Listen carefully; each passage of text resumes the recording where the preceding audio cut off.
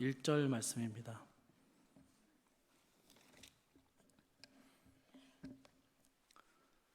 야고보서 1장 1절 말씀 함께 읽도록 하겠습니다. 야고보서 1장 1절입니다. 하나님과 주 예수 그리스도의 종 야고보는 흩어져 있는 12지파에게 문안하노라. 아멘. 신약 성경을 기록한 사람들의 이름이나 독자들의 명칭을 따라서 신약 성경의 책 제목을 짓곤 하는데요. 그럼 4개의 복음서는 각각 마태, 마가, 누가, 요한이라는 사람이 썼기 때문에 그 이름을 붙였습니다. 또 바울 서신은요, 그 서신을 받게 되는 지역이나 혹은 개인의 이름을 따서 제목을 붙이기도 했죠. 그러면 여러분, 야고보서라는 것은요, 어떤 의미를 가지고 이름을 붙였을까요?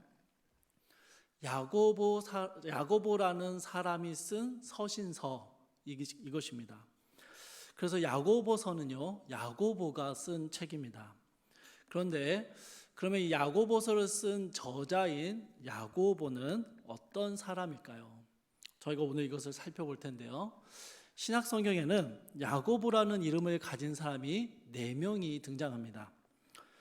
예수님의 12제자 중에 요한의 형제였던 세베대의 아들 야고보가 있고요.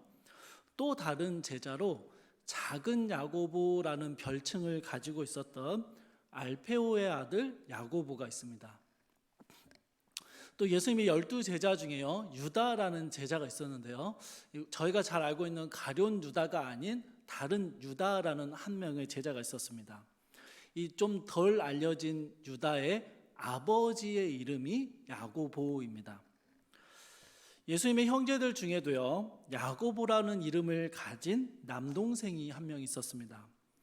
마태복음 13장 55절을 보면요, 사람들이 예수님의 가족에 대해서 언급하는 부분이 나오는데요, 여기에서 그 형제들의 이름이 야고보, 요셉, 시몬, 유다라는 것을 알 수 있습니다. 아마도 야고보가 첫 번째 동생이 아니었을까라고 생각이 듭니다. 자, 그러면 여러분, 제가 말씀드린 4명의 야고보 중에서 누가 야고보서를 썼을까요? 혹시 알고 계십니까? 다들 겸손하셔서 그렇죠? 알아도 모른 척. 주인공은 늘 마지막에 나옵니다. 예수님의 형제인 야고보가 이 서신서를 썼습니다. 오늘 살펴볼 야고보서의 저자인 야고보는요, 예수님의 남동생입니다. 예수님과 함께 어린 시절을 보냈고요, 공생애를 시작하시기 전까지 한 집에서 함께 생활했던 가족입니다. 여러분, 예수님과 한 가족으로 30년 가까운 시간을 함께 지냈다라는 것이 여러분 언뜻 상상이 되십니까? 성경에는 예수님의 어린 시절은 물론이거니와 공생애를 시작하시기 전의 이야기들을 거의 담아내지 않고 있습니다. 거의 나오지 않습니다. 물론 예수님의 탄생에 관련된 이야기는 저희가 알다시피 참 많이 있습니다. 요셉과 마리아가 천사를 통해 이해할 수 없는 임신 소식을 들었고요, 베들레헴의 마구간에서 참 힘겹고 초라한 출산을 했습니다. 그런데 그때 천사들이 전해준 소식을 들은 목자들이 달려와서 그 방문에서 천사들이 해주었던 이야기들을 마리아와 요셉에게 전해주는 장면이 있습니다.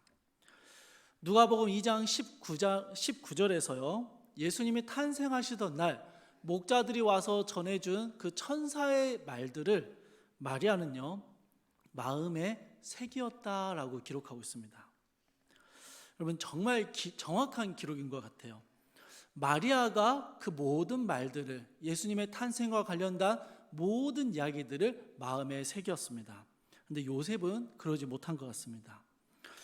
제가 자녀를 셋 낳아 보니까요, 물론 제가 낳은 건 아니고요, 제 아내가 낳았는데, 아무튼 저나 제 주변의 남자들을 보니까요, 출산 때 일어났던 일들을 거의 잘 기억을 못 하더라고요. 그런데 제 아내는요, 3번의 출산에 그때 일어났던 일들을 다 기억하고 있습니다. 진통을 얼마나 했는지, 또 그날 어떤 일들이 있었는지를 좀 세세하게 기억을 하고 있는 것 같습니다. 그래서 출산할 때 이야기만 나오면 제가 불리해집니다. 저는요, 진통을 그렇게 심하게 하면서 어떻게 그런 걸 다 기억하고 있는지를 모르겠습니다. 특히 출산할 때 조금 섭섭하게 했던 일들은 절대 잊어버리지 않는 것 같습니다. 보통 출산 때 이야기를 좀 여쭤보면요, 어머니들은 세세하게 기억하시는 편이고요, 아버지들은 대충 얼버무리십니다. 그런데 그런 저도 큰아이의 출산만큼은 정확하게 기억하고 있습니다. 얼마나 떨리고 초조하게 기다렸는지, 분만이 끝나고 분만실에 들어가서 핏덩이에 탯줄을 자르고 품에 안고 막 울면서 기도했던 기억이 납니다. 여러분, 요셉과 마리아가요, 예수님께서 성령으로 잉태되신 것과 태어나실 때 일어났던 수많은 일들을 여러분 잘 기억하고 있었으리라 생각합니다. 요셉은 몰라도 최소한 마리아만큼은 아주 정확하게 기억하고 있었을 것입니다. 엄청난 일들이 많이 일어났기 때문이죠. 그래서 성경은 특별히 그 어머니 마리아가 이 모든 일들을 마음에 새기었다라고 기록하고 있는 것 같습니다. 여러분, 마리아가요, 예수님이 자라나실 때 예수님을 혼낼 수 있었을까요? 물론 예수님께서 저희 집 아이들처럼 말 안 듣고 떼쓰고 혼날 행동을 하셨을 거라는 상상도 잘 되지 않습니다. 어찌되었든 예수님을 대하는 요셉과 마리아의 태도가 일반적이지는 않았겠다라는 생각이 드는 것이죠. 야고보서의 저자인 야고보는요, 큰형 예수님과 함께 자랐습니다.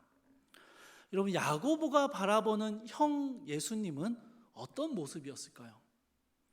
어렸을 때부터 남다른 모습을 보여주었고, 그래서 야고보는 형을 보면서 시샘을 했을까요? 아니면 형에 대한 경외심을 가지고 있었을까요? 분명 부모님이 형을 대하는 태도가 일반적이지 않았을 터인데, 그 부모님의 태도를 보면서 야고보는 편애한다 생각했을까요? 아니면 예수님이 굉장히 대단한 존재라고 생각했을까요? 야고보에게 예수님은 어떤 형이었을까요? 좋은 형이었을까요? 아니면 좀 이상한 형이었을까요? 친하게 지내기에는 좀 그렇게 어려운 형이었을까요? 물론 우리의 구원의 문제와는 전혀 상관이 없지만 저는 야고보를 살펴보면서 이런 것들이 참 궁금해졌습니다. 그래서 나중에 천국에 가면 야고보에게 꼭 물어보고 싶습니다.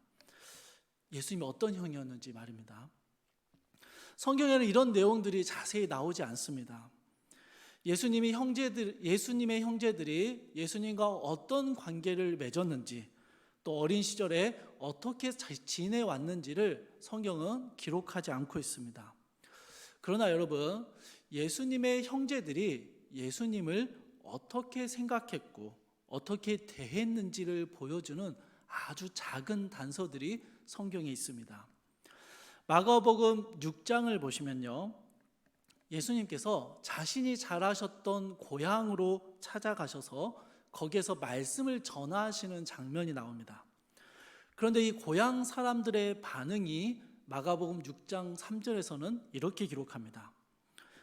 이 사람이 마리아의 아들 목수가 아니냐, 야고보와 요셉과 유다와 시몬의 형제가 아니냐, 그 누이들이 우리와 함께 여기 있지 아니하냐 하고 예수를 배척한지라.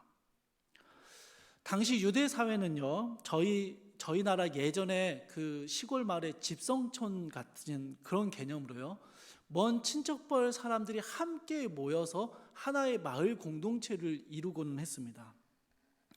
그래서 고향 사람이라고 하면요, 어린 시절을 함께 보낸 친구들, 동네 어른들, 친척과 가족, 형제들, 그런 사람들, 예수님의 어린 시절을 잘 알고 있고 지켜봐 왔던 사람들이 있는 지역입니다.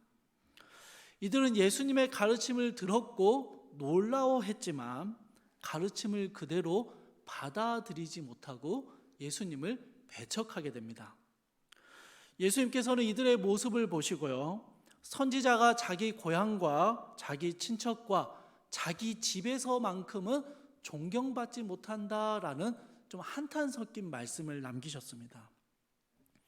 예수님의 성장 과정을 잘 알고 있는 고향의 이웃과 가족과 친척들, 예수님을 잘 알고 있고 가까운 사이였던 이 사람들은 오히려 그것 때문에 예수님의 가르침을 받아들이기가 어려웠던 것이죠.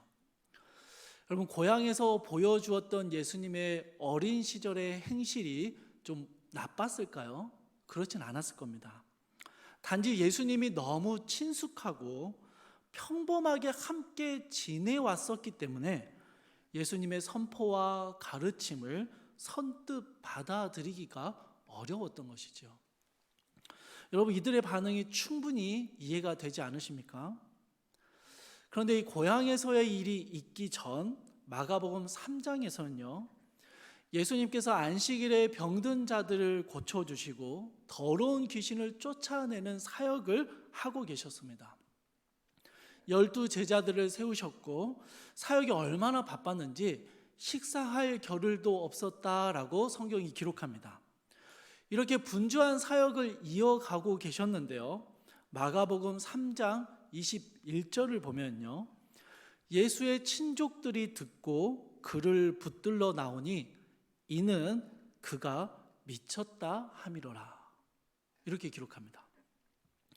예수님이 미친 것 같다, 미치지 않고서야 저런 일을 할 수 없다, 미친 것 같다라는 소문이 돌았고 그 소문을 들은 친족과 일가 친척들이요, 예수님을 붙잡으러 길을 나섰다라는 것입니다. 여러분, 친족들, 가족들 역시 예수님이 무언가 정상적이지 않다라고 생각했던 것이죠. 요한복음 7장 5절에서는요, 예수님과 형제들 사이에 있었던 대화를 기록하면서 예수님에 대한 형제들의 반응을 좀 더 분명하게 이야기하고 있습니다. 여러분, 잘 들어보십시오. 이는 그 형제들까지도 예수를 믿지 아니함이로라.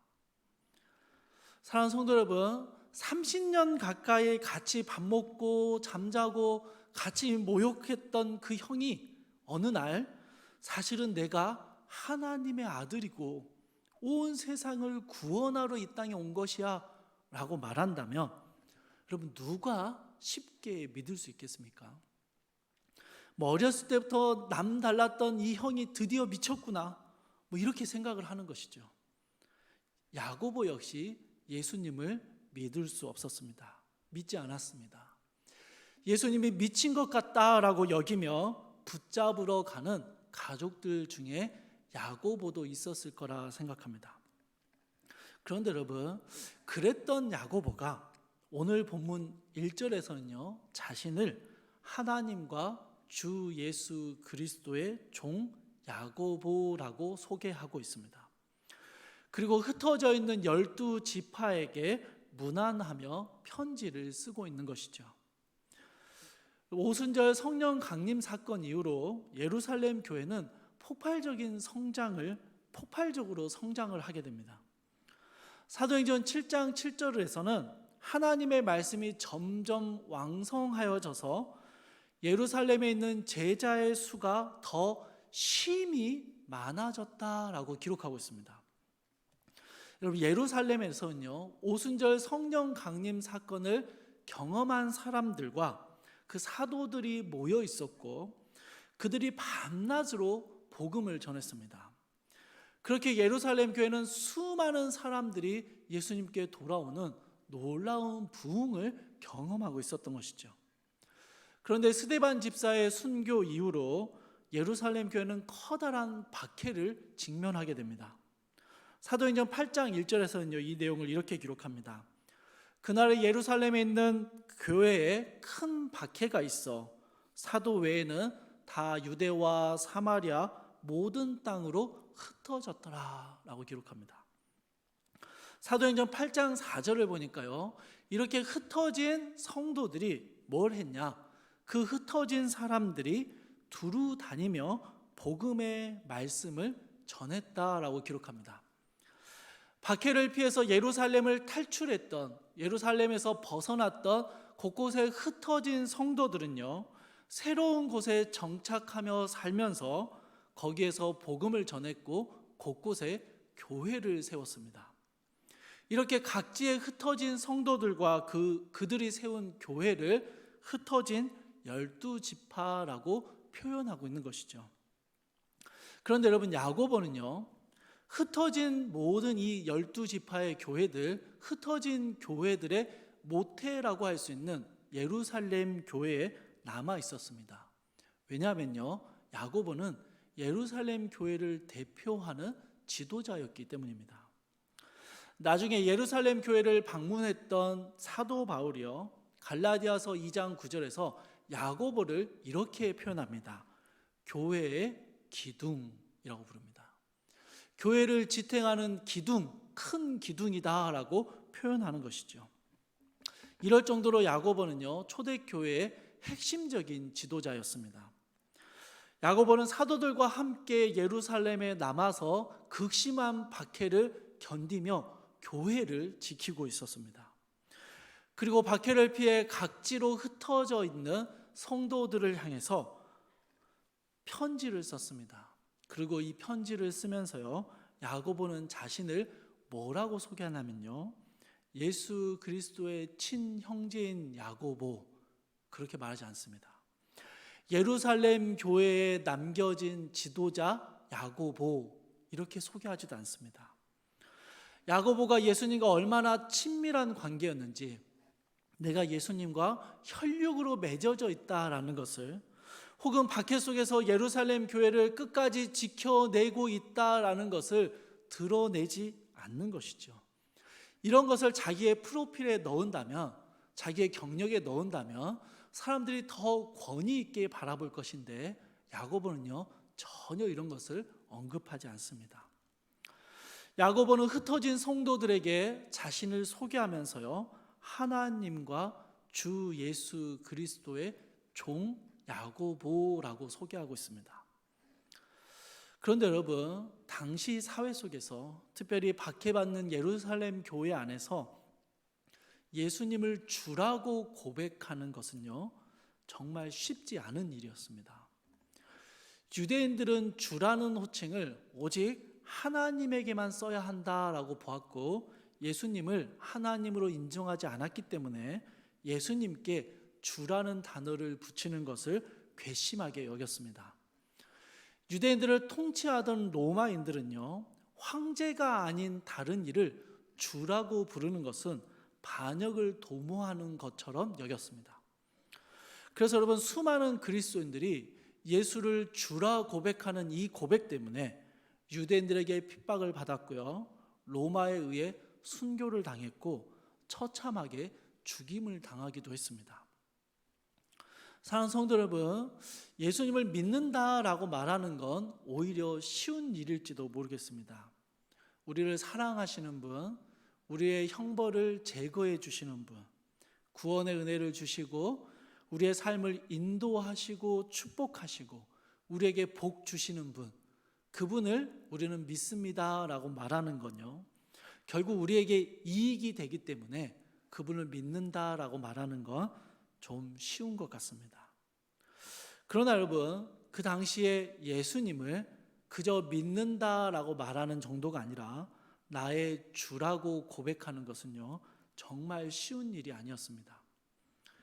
우리는 너무 가볍게 또 익숙하게 흔하게 예수님을 주님이라고 부르지만, 초대교회 성도들에게는요, 예수님을 주라고 부르는 것은 생명을 거는 일이었고 자신의 인생 전체를 거는 일이었습니다.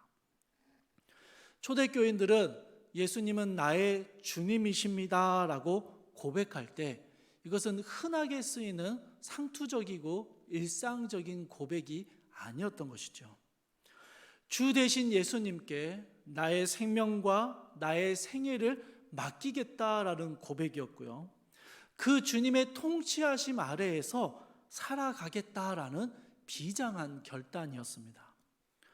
그래서 이 고백은요, 말로만 끝나는 게 아니라 주 대신 그분을 따라가고 그분의 명령에 순종하며 살아가는 실제적인 삶의 모습으로 나타났습니다. 예수님을 주로 섬기는 것 때문에 때로는 핍박과 박해를 받아야 했고, 내가 가진 것을 다 잃어버리게 되고 결국에는 억울하고 비참한 죽음을 맞이하게 된다 할지라도 절대로 포기할 수 없는 고백이 예수님은 나의 주님이십니다라는 고백이었던 것이죠.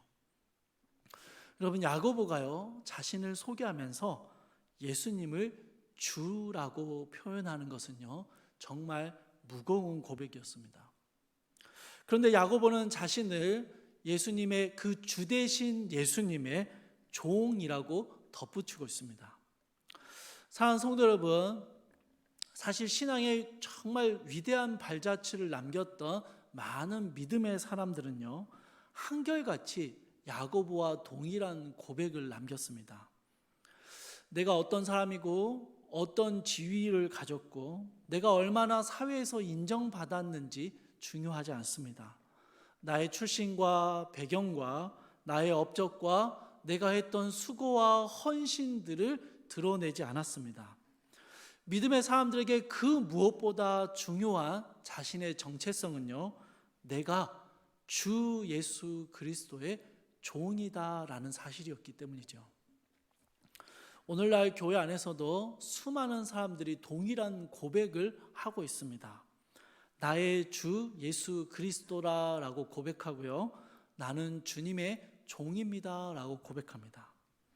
특별히 야고보와 같이 교회의 영향력을 가진 많은 지도자들이 이런 고백을 좀 종종 사용하는 것 같습니다. 저는 한계 없고 다 주님이 하셨습니다 라고 말하고, 저는 그저 주님의 종일 뿐입니다 라고 고백하는 것이죠.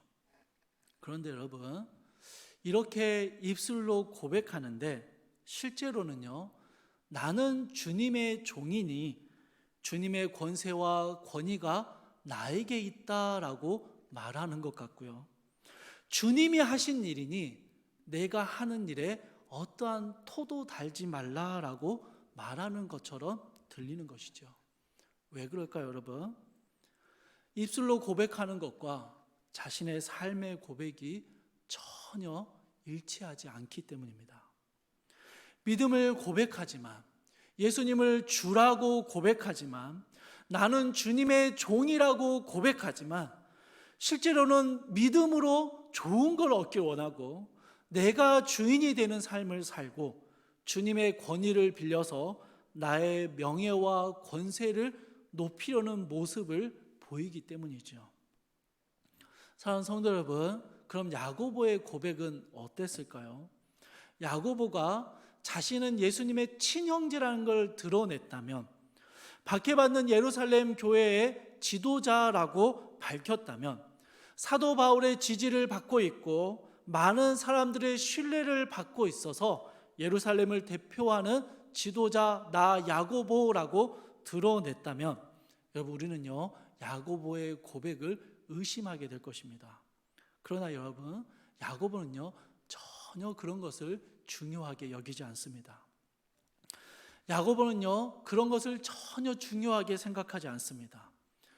주님을 눈앞에 두고 30년에 가까운 시간을 그 주님과 함께 했음에도 그 주님을 미친 사람 취급했고, 가장 가까이에서 보았음에도 믿지 않고 배척했던 그 미련한 자신이 주님의 은혜로 주님의 종이 되었다는 것, 내가 우리 주 예수 그리스도의 종이 되었다는 것, 그것만이 야고보에게 중요했습니다. 자신이 얼마나 수고하며 교회를 지키고 있는지, 예수님과 얼마나 특별한 관계가 있었고 예수님과 어떤 좋은 일화들이 있는지, 바울의 선교에 얼마나 도움을 주었는지, 여러분, 그런 거 하나도 야고보에게 중요하지 않았습니다. 다만 눈앞에 계신 주님도 알아보지 못했던 이 소경과 같은 자신을 구원하셔서 죄의 종이 아닌 예수 그리스도의 종이 되게 하신 그 하나님의 은혜만을 이야기했던 것이죠.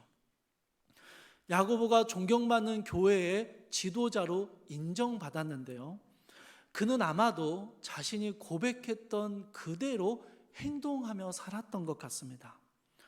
밖에 한 복판에 서 있으면서 여전히 그는 공식적인 문서 안에 자신을 예수 그리스도의 종, 주님의 종이다라고 공개적으로 고백하고 있습니다.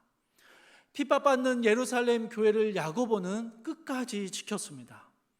곳곳에 흩어져서 고난과 시험을 당하며 살아가는 주의 성도들에게 나의 형제라 부르며 그들을 위로하고 격려해 주었습니다.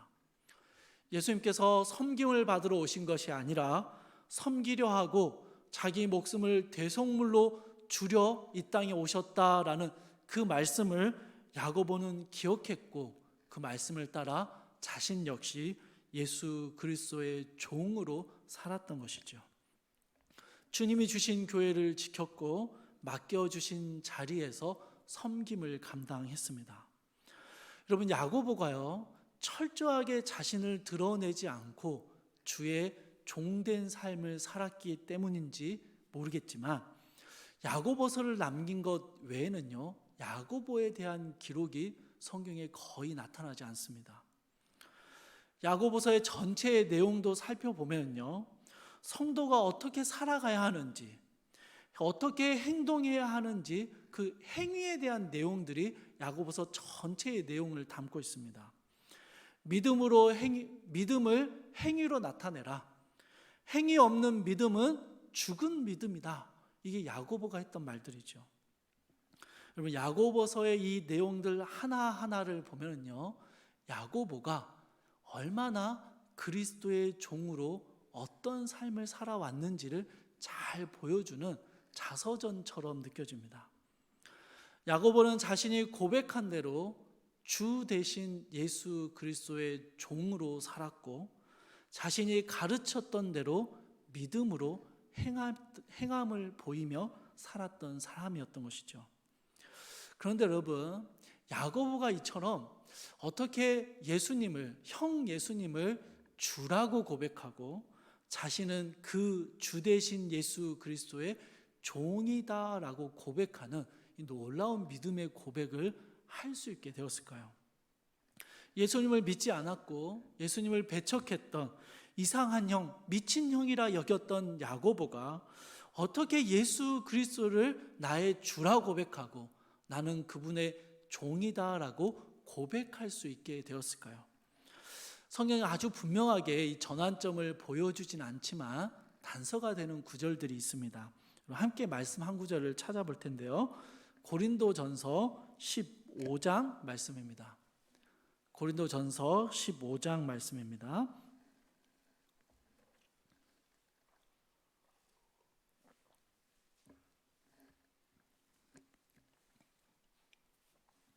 자, 찾으셨으면 고린도전서 15장 3절에서 7절까지의 말씀을 저희 함께 읽어보도록 하겠습니다. 15장 3절에서 7절입니다.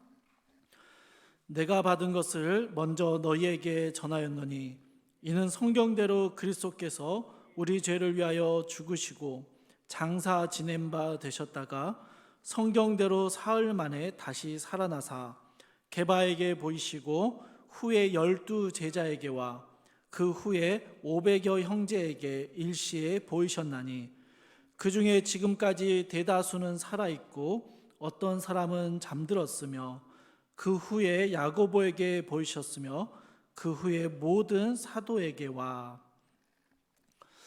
바울이요, 십자가에 달려 죽으신 그리고 부활하신 주님을 만난 경험을 설명하는 부분인데요, 7절을 보시면요, 부활하신 주님이 야고보에게 나타나셨다라고 이야기합니다. 그럼 야고보는 예수님과 정말 오랜 시간을 함께 보냈던 친형제였습니다. 누구보다 예수님을 잘 아는 사람이죠. 그러나 그는 예수님을 믿지 않았습니다. 믿을 수 없었습니다. 그런데 죽으시고 부활하신 주님이 야고보를 찾아오셨습니다. 야고보를 개인적으로 찾아오셔서 야고보와 만나셨습니다. 아마도 이것이 야고보에게 놀라운 변화가 일어나는 전환점이 되었으리라 생각합니다. 부활의 주님은 야고보를 개인적으로 만나셨습니다. 많은 사람들이 있는 곳에 나타나신 게 아니라 야고보를 콕 집어서 찾아가셨습니다. 어떻게 만났고 무슨 일이 있었는지 성경이 기록하지 않기 때문에 우리는 잘 알 수 없습니다. 그러나 부활하신 주님을 만난 야고보의 행적을 살펴볼 수 있는 게 사도행전 1장 14절에 나옵니다. 제가 읽어드릴게요. 여자들과 예수의 어머니 마리아와 예수의 아우들과 더불어 마음을 같이하여 오로지 기도에 힘쓰더라. 부활하신 예수님께서요, 수많은 사람들이 지켜보는 중에 그 앞에서 승천하셨습니다. 그리고 성령을 기다리라는 말씀을 하셨습니다. 11명의 제자들을 비롯한 약 120명의 사람들이 함께 모여서 기도했는데요, 그 기도의 자리에 예수의 아우들도 함께 있었다라고 기록하고 있습니다. 물론 야고보라는 이름이 분명하게 나타나지는 않는데요, 이 120명의 기도 모임이 오순절 성령 강림 사건 이후로 예루살렘 교회의 개척 멤버였다라는 것을 생각한다면 여러분, 야고보가요 이 기도의 모임 가운데 함께 했으리라는 것을 충분히 이해할 수 있습니다. 부활하신 예수님을 만난 야고보는요, 승천하신 예수님을 바라보고 함께 모여 기도하는 그 초대교회 태동 가운데 함께 있었습니다. 예수님을 주님으로 인정했고 자신을 그 주님의 종이라 고백했던 야고보는 초대교회의 시작부터 그 주님이 만든 그 교회에 함께 있었던 것이죠. 사랑하는 성도 여러분, 야고보는요, 나는 주 예수 그리스도의 종입니다 라고 믿음으로 고백하고 있습니다. 그가 이런 고백을 할 수 있었던 이유는요, 두 가지입니다. 하나는 그가 부활하신 주님을 인격적으로 경험했기 때문입니다. 그냥 부활하신 주님의 소식을 들은 것, 혹은 그렇게 그냥 믿는 것, 이해하는 것 정도가 아니라 그 주님이 자신에게 찾아오시는 것을 인격적으로 경험했습니다. 또한 주님의 명령에 따라 오로지 기도에 힘쓰며 성령을 구했고 그 성령이 자기 가운데, 주님의 교회 가운데 임하시는 것을 경험했습니다. 여러분, 야고보뿐만 아니라 야고보와 동일한 고백을 했던 수많은 믿음의 사람들 역시 부활의 주님을 인격적으로 경험하고 내주하시는 성령님의 역사하심을 경험했던 사람들입니다. 주님을 만나는 인격적인 경험과 내 안에 역사하시는 성령의 역사하심을 경험한 사람들은 입으로만 고백하는 것이 아니라 자신의 삶으로 예수를 주라 고백했고 그 예수의 종된 삶을 살아갔던 것이죠. 각자의 삶의 자리로 흩어져서 살아가는 사랑하는 우리 성도님들, 여러분, 여러분의 삶의 자리에서, 여러분이 속해 있는 그 삶의 터전에서 우리 주님을, 우리 예수님을 주라고 고백하는 이 귀한 믿음의 고백이 우리에게 있기를 바랍니다. 그런데 여러분, 그 고백이요, 그냥 입술로 그냥 반복적으로 습관적으로 하는 고백이 아니라 예수를 주라 고백하며 우리가 그의 종된 삶을 살기로 결단하는 이 비장한 결단이 있는 고백이 되기를 바랍니다. 그걸 위해서요, 우리는 부활하신 주님을 만나야 합니다. 이건 추상적으로 뭐 어떤 신비적인 게 아니라요, 주님이 우리를 위해 죽으셨고 다시 살아나시사 우리에게 새 생명을 주셨다는 그 부활의 능력을 경험해야만 합니다. 또한 우리 안에 역사하시는 성령님의 일하심을 우리는 아주 분명하게 보아야 합니다. 우리 안에 역사하시는 성령께서 우리의 삶을 이끌어 가시고 인도하시는 것을, 그 성령께 묻고 성령의 인도하심을 따라 순종하는 삶의 행위들이 우리 가운데 나타나야 하는 것입니다. 그러할 때 우리는요, 야고보처럼 나는 주 예수 그리스도의 종입니다라는 이 믿음의 고백을 할 수 있게 되는 것입니다. 사랑하는 성도 여러분, 곳곳에 교회가 세워지고 많은 성도들이 교회로 찾아오는 그런 시대를 우리는 살고 있습니다. 그런데 그 교회 안에 예수님을 주라 고백하는 믿음의 고백이 여전히 살아있고, 우리는 주님의 종입니다라는 이 귀한 믿음의 고백들이 있음에도 불구하고 오늘날 교회는 세상 앞에 우리의 종됨을 온전하게 드러내지 못하고 하나님의 주님 되심을 밝히지도 못하는 힘없는 기독교인으로 전락해버리지는 않았는지 돌아보게 됩니다. 야고보는요, 자신이 주라 고백하고 자기는 종이라 고백했던 그대로 살아냈고, 그런 야고보의 삶을 수많은 믿음의 사람들이 따라갔습니다.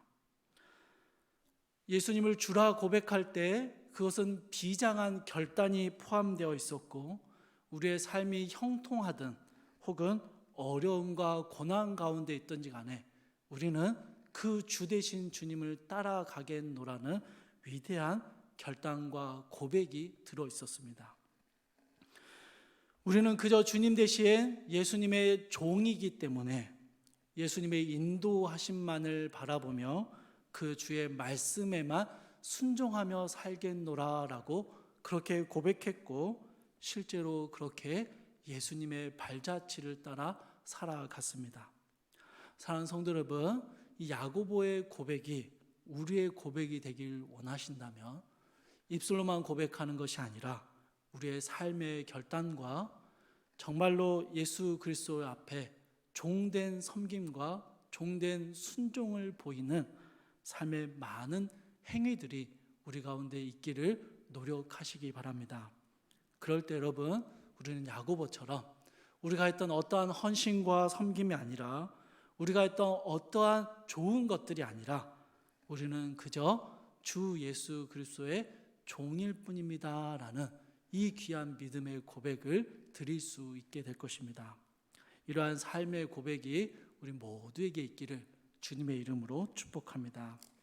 우리 함께 찬양하고 함께 기도하실 텐데요. 나의 만족과 유익을 위해 가지